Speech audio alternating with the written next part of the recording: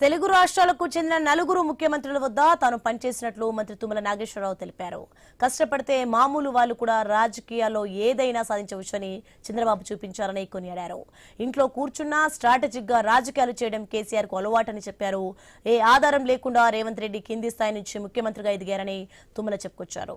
భద్రాద్రి కొత్తగూడెం జిల్లాలోని అశ్వారావుపేట గంగారంలో తన వ్యవసాయ క్షేత్రంలో మంత్రి తుమ్మల చిట్చాట్ చేశారు.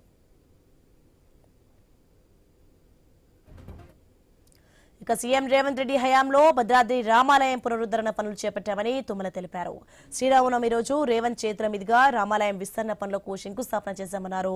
అగ్రికల్చర్, ఇరిగేషన్, ఇండస్ట్రీ, టూరిజం రంగాల్లో ఉమ్మడి జిల్లా అభివృద్ధికి కృషి చేశానని చెప్పారు. తెలంగాణలో 10 లక్షల ఎకరాల్లో పామాయిల్ సాగు విస్తరణే టార్గెట్ అన్నారు. ప్రాసెసింగ్ ప్లాంట్స్ తో పంటలకు అదనపు విలువ ఉంటుందని చెప్పారు.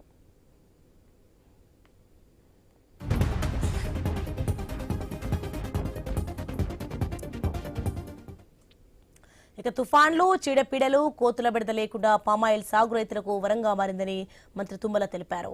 పామాయిల్లో అంతర పంటలుగా కోకో, జాజి, వక్క, మిరియం సాగుతో రైతులకు అదనపు ఆదాయం వస్తుందన్నారు. రైతు కేంద్రంగా ప్రభుత్వ లక్ష్యాలు, పరిశోధనలు ఉండాలని అన్నారు. విచ్చలవిడిగా ఎరువులు, పురుగు మందులు వాడటం వల్ల కాలుష్యం ఎక్కువ అవుతుందని చెప్పారు.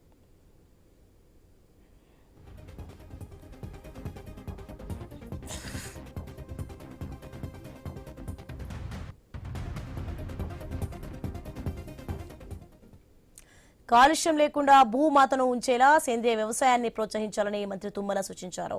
ఉమ్మడి ఖమ్మం జిల్లాలో సాగునీటి ప్రాజెక్టులు, జాతీయ రహదారుల నిర్మాణం యజ్ఞంలా చేసే అవకాశం దక్కిందని అన్నారు. 40 ఏళ్ల రాజకీయ జీవితంలో ప్రజాసేవ చేసే భాగ్యం భద్రాద్రి రామయ్య ఆశీస్సులతోనే దక్కిందని చెప్పుకొచ్చారు. సీఎం రేవంత్ పాలనలో సీతారామ ప్రాజెక్టు పూర్తి చేస్తామన్నారు. ఉమ్మడి ఖమ్మం జిల్లా అభివృద్ధి, ప్రజా సంక్షేమం కోసం తాను పనిచేస్తూనే ఉన్నానని తెలిపారు. సీఎం రేవంత్ పాలనలో ముందు తరాలకు తెలిసేలా సీతారామ ప్రాజెక్టు, భద్రాద్రి రామాలయం పునరుద్ధరణ, ఎర్త్ సైన్సెస్ యూనివర్సిటీ చరిత్రలో నిలుస్తాయని మంత్రి తుమ్మల కొనియాడారు.